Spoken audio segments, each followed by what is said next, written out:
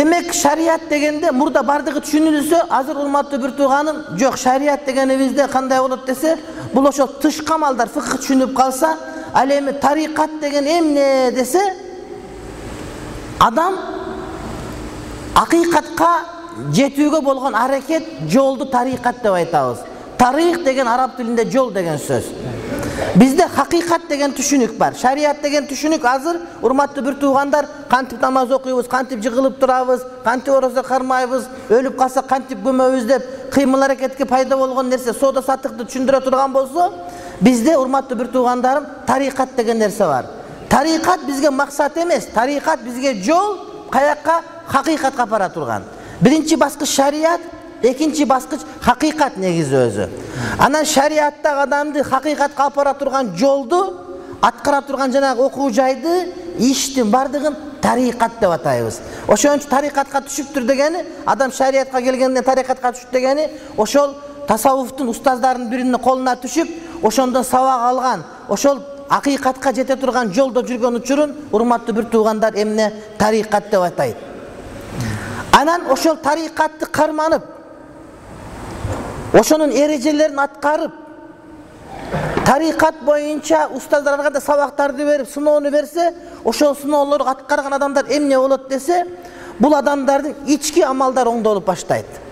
Көрө албастык деген, ичкүйдүүлүк деген, өч алуу деген, кек алуу деген нерселердин бардыгы жоголуп, сабырдуулук деген нерселер келип баштап, адамдардын жүрөктөрү тунук болуп таза болуп баштайт.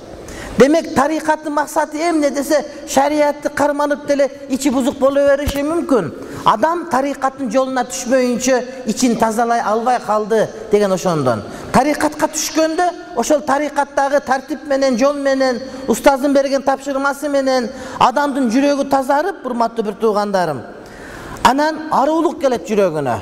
Адам ар бир нерсени таза пейил менен карап баштайт. Ар бир нерседен шек санап бул жаман экен дебестен жакшы жагына ооп, ошону жакшы гана көз караш менен көрүп баштай турган болот. Эсепте ачкысы жок адамга көп нерсе ачык көрүнбөй турган болсо, ачык такканда кандай даана көрүнүп калса, жашоодогу болгон акыйкаттар, адам эмнеге жаралды? Эмне үчүн жаралды? Каяктан келди? Жана каякка кайтып барат? Кудайдын акыйкаты эмне? Биздин акыйкатыбыз эмне? Кудайга болгон ибадат дегенин төркүнү каякка артта калат? Дегеле эмне үчүн ибадат кылабыз биз деген маселелерди туура түшүнөт. Мына ошол маселелерди туура түшүнүү урматтуу бир тууганым бул акыйкат болуп эсептелет.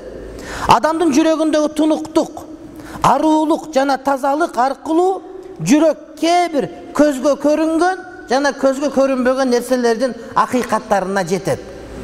Көзгө көрүнгөн нерселер эмне? Биз бардыгын билебиз. Адамдар жүрөт. Адам эмне үчүн жаралган? Айвандар эмне үчүн жаралган? Тоо эмне үчүн жаралган? Намаз эмнеге окулуп атат? Жана көзгө көрүнбөгөн нерселер. Ыйман деген эмне? Күфүрлүк деген эмне? Эки жүздүүлүк деген эмне? Периштелер деген кимдер? Айтор ушуларды туура жана так түшүнүү. Анткени көпчүлүгүбүз билебиз. Булар жөнүндө бизде маалыматтар бар. Бирок ошолордун акыйкаты биздин жүрөгүбүзгө толук кирип кала элек болот. Өзгөчө салих, жакшы амалдардын акыйкатына, сыпаттык жана өздүк болгон илахи, кудайлык акыйкат чындыктарга ишеним пайда болот бизде. Тарикатка түшкөн адам Аллах Тааланын ысым сыпаттарын тереңдеп билип баштайт. Биз билебиз, Кудай ырайымдуу, Кудайым ырыскы берүүчү, Кудай Таалам бардыгын көрүп туруучу деп. Бирок оозубуз менен билебиз, ушуну жаттап алганбыз, маанисин түшүнөбүз. Бирок акыйкатын каяктан билебиз? Акыйкаты мисалы үчүн ким кантип билет? Эң кичинекей жаныбар чимээли үй сала албайт, башка кылбайт, бирок өзүнө бөлүнгөн убакыттын ичинде мунун курсак ачып өлүп калбайт.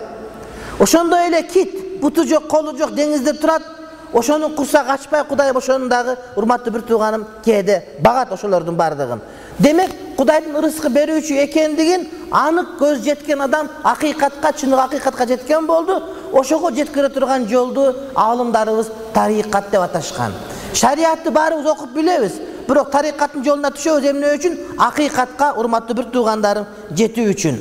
Андан да айрыкча өзгөчө жараткан менен пендесинин ортосундагы мамиленин акыйкаты.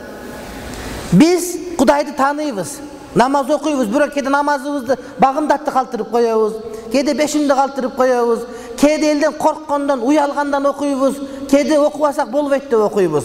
Бирок тарикатка түшүп, акыйкатты түшүнгөн адамдар намаз окуп атканда ошол намазды ырахат менен окуйт.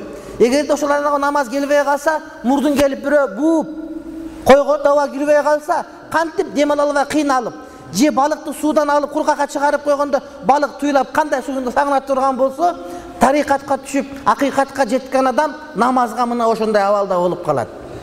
Анткени бул Аллах Таала менен пендесинин ортосундагы акыйкатты, мамилени, ибадаттын акыйкатына түшүп жеткен адам. Азирети Умарды барыбыз билебиз. Азирети Умарга бычак сайылып намазда өттү. Канады, кан чыкты, кан сырады. Суу алып келип суу ичесизби дегенде жок деп айта албайт эле. Ооба деп айта албайт эле, урматтуу бир тууганым. Анткени ал ушунчалык курудум мунуку.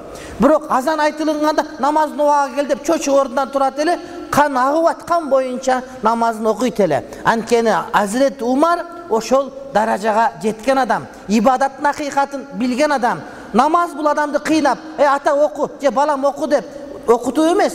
Балким ошол намаз жашоосунун бир бөлүгү болуп калып, намазы жок болсо, кислород кирбей калгандай деңгээлге жетип калса, бул адам ошол ибадаттын акыйкатын, намаздын акыйкатын сезди деген сөз болуп турматтуу бир тууганым. Мына Хидая деген китеп бар. Хидая деген китеп бар. Аны жазган адам Бурхануддин Маргинани, өзүбүздүн маргаландык Шейхул Ислам. Ана ошол кишини адамдар факиху нафс деп айтышат. Алымдар бар да китептен окуп айтып берет. Бирок булардын нафси факих болуп калган. Булар ойлонуп сүйлөп атканда булардын сөзү фык болуп чыга берет дейт да. Мисалы үчүн биз сүйлөсөк сөз болот да, анан адамдарга маселе айтып коюңуз десек, анан бисмиллахир-рахманир-рахим деп маселе баштайбыз да. А бирок Бурханиддин Маргилани андай эмес.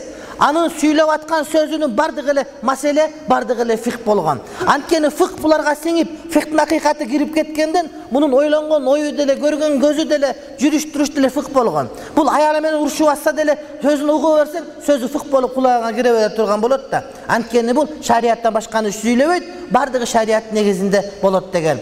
Ислам ааламында факихун нафс деген наам берилген 5-6 эле адам бар. 5-6 эле адам бар. Шурумбулали, биздин ошол Маргинани, ушуга окшогон 5-6 эле адам, урматтуу бир туугандарым. Булар фикхтин акыйкатына жетип, андан башка сөздүн баары маанисиз болуп калган.